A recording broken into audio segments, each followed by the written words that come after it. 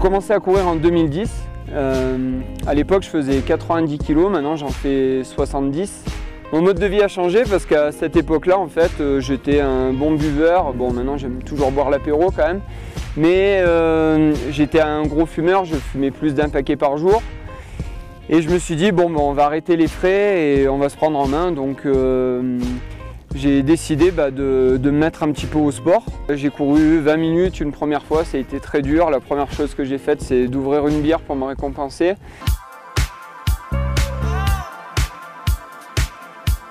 Au départ, j'ai commencé à courir dans le sud de la France, à côté d'Avignon, parce que je suis originaire d'ici.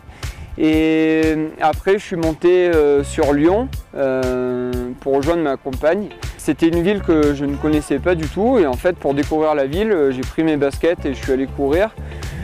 Donc en faisant ça, j'ai augmenté la distance et je l'ai encore plus augmenté parce que je me suis perdu quelques fois. Donc ça s'est fait naturellement. Je suis quelqu'un qui aime beaucoup manger du kilomètre. Donc je fais 150 km à 200 km par semaine.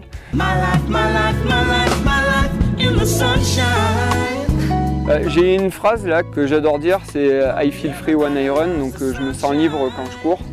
Voilà, contrairement à cet aspect social où je suis hyper investi sur divers réseaux, j'adore me retrouver seul, faire des sorties à pied en pleine montagne de 5 à 10 heures tout seul.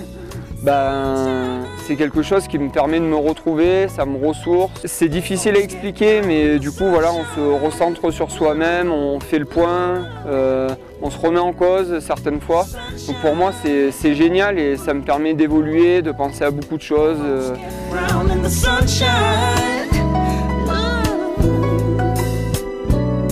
Je garde ce que j'ai vécu. J'ai vécu des choses cool aussi, hein.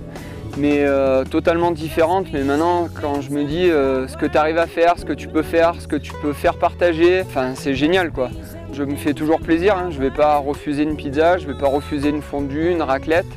Mais voilà, d'avoir quand même un mode de vie assez sain, je pense que c'est quelque chose qu'il faut suivre quoi.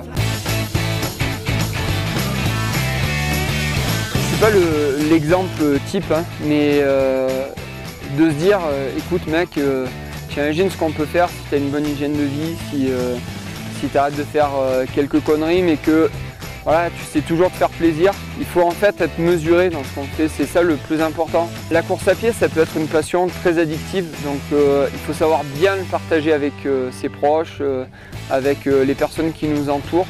Voilà, il faut faire attention, il faut que ce ne soit pas un bon partage, que ce ne soit pas une contrainte pour les autres. Voilà, il faut que tout soit mesuré. Je me répète, mais voilà.